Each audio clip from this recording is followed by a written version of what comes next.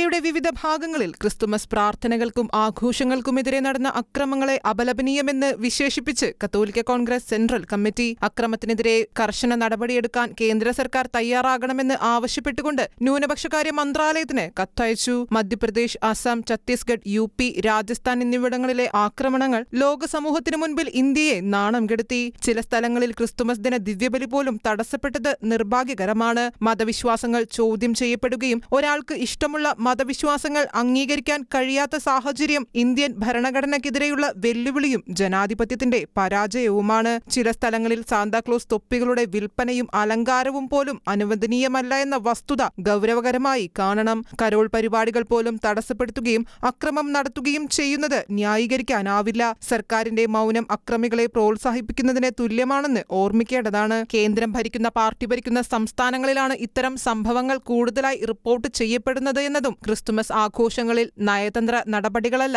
ഭരണപരമായ നടപടികളാണ് സർക്കാർ സ്വീകരിക്കേണ്ടതെന്നും കത്തിൽ സൂചിപ്പിച്ചു. രാജ്യത്തിന്റെ ഭരണഘടന സംരക്ഷിക്കപ്പെടണമെന്നും നിയമത്തിനു മുൻപിൽ തുല്യത ഉറപ്പാക്കണമെന്നും ഭരണഘടന ഉറപ്പു നൽകുന്ന ജാതി, മതം, വർഗം, ലിംഗം എന്നിവയുടെ അടിസ്ഥാനത്തിലുള്ള വിവേചനത്തിൽ നിന്ന് സംരക്ഷണം നൽകണമെന്നും മതസ്വാതന്ത്ര്യവും സ്ഥാപനങ്ങളും ആരാധനാലയങ്ങളും സ്ഥാപിക്കുവാനും പരിപാലിക്കുവാനുമുള്ള അവകാശം സംരക്ഷിക്കുവാനുള്ള ഭരണഘടനാപരമായ ബാധ്യതയും കേന്ദ്ര സർക്കാരിനുണ്ട്. അതിനാൽ പൗരന്മാരുടെ സുരക്ഷ ഉറപ്പാക്കുന്നതിനും ഇന്ത്യൻ ഭരണഘടനയുടെ സംരക്ഷണവും നിലനിൽപ്പും ഉറപ്പാക്കുന്നതിനും ന്യൂനപക്ഷകാര്യ മന്ത്രാലയം ഈ വിഷയത്തിൽ അടിയന്തരമായി ഇടപെടണമെന്നും ആവശ്യപ്പെട്ടുകൊണ്ടാണ് കേന്ദ്ര ന്യൂനപക്ഷകാര്യമന്ത്രി കിരൺ റിജിജുവിനയച്ച കത്ത് അവസാനിക്കുന്നത്.